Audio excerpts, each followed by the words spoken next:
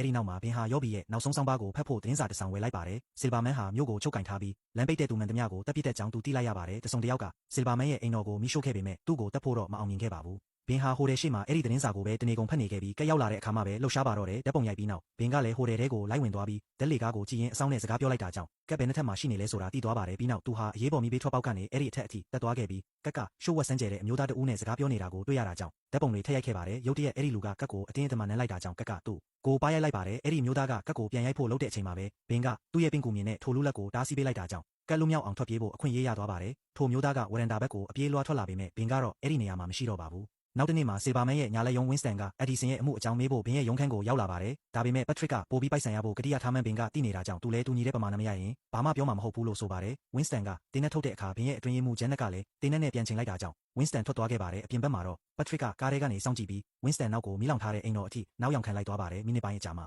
ပက်ထရစ်နဲ့ဘင်တို့ဟာဆီလ်ဗာမန်နဲ့သူ့လူတွေအစည်းအဝေးလုပ်နေတာကိုခိုးယူစောင့်ကြည့်ခဲ့ကြပါတယ်ဝင်းစတန်ကဘင်ပိုက်ဆံတောင်းတဲ့အကြောင်းပြောပြတဲ့အခါဆီလ်ဗာမန်ကတောင်းတလောက်ပေးဖို့သဘောတူလိုက်ပါတယ်အိမ်တော်ကိုမီးရှို့ခဲ့တာအက်ဒီဆင်ဖြစ်ပြီးစွမ်းအားရှင်တွေအကြောင်းကောလာဟလတွေထွက်နေတာကြောင့်ဆီလ်ဗာမန်ကသူ့ကိုရှာဖို့အသေးအတန်ဖြစ်နေတာပါဘင်ရုံးခန်းကိုပြန်ရောက်တဲ့အခါဂျန်နက်ကမင်းညက်ကလိုက်ခဲ့တဲ့ဓာတ်ပုံတွေကိုဆေးလို့ပြီးသွားပြီးကက်နဲ့အတူရှိနေတဲ့သူဟာမျိုးတော်ဝန်အားဖြတ်ဖြစ်နေမှန်းရိပ်မိသွားပါတယ်နိုင်ငံရေးကိစ္စတွေထဲမပါချင်တာကြောင့်ဘင်ကဖောက်တီကာဒီကိုကက်ဟာတယောက်တည်းရှိနေခဲ့တာပါလို့ပြောပြီးပိုက်ဆံကိုပြန်ပေးလိုက်ပါတယ်ကာဒီထွက်သွားပြီးနောက်ဂျန်နက်ကအဲ့ဒီဓာတ်ပုံတွေကိုသုံးပြီးကက်ကိုငွေညစ်ဖို့စိတ်ကူးရလိုက်တာကြောင့်ဘင်ရဲ့ပင်ကူအာယုံကချက်ချင်းသတိပေးလာပါတယ်နောက်တော့ဘင်ကကက်ရဲ့ဓာတ်ပုံကိုယောဘီကိုပြတဲ့အခါရောဘီကသူမကိုအဆိုတော်တူအဖြစ်မှတ်မိသွားပါတယ်သူမဟာဆီလ်ဗာမန်ပိုင်နဲ့အေဂုပ်လို့ခေါ်တဲ့ကလပ်မှာတချင်းဆိုလေးရှိတာပါသူတို့နှစ်ယောက်ဟာဒေတာခရင်ခွဲယုံကဝန်ထမ်းတူကိုပိုက်ဆံပေးပြီးအက်ဒီဆင်ရဲ့အလောင်းကိုတွားကြည့်ခဲ့ကြပါတယ်တင်းနဲ့တန်ရာတွေရှိနေပေမဲ့မီးလောင်တန်ရာတစ်ခုမှမရှိတာကိုတွေ့ရပါတယ်ဘင်ကဖြစ်ပျက်ခဲ့တာတွေကိုစဉ်းစားနေတော့သူ့ရဲ့ပင်ကူအာယုံကထပ်ပြီးသတိပေးလာပြန်ပါတယ်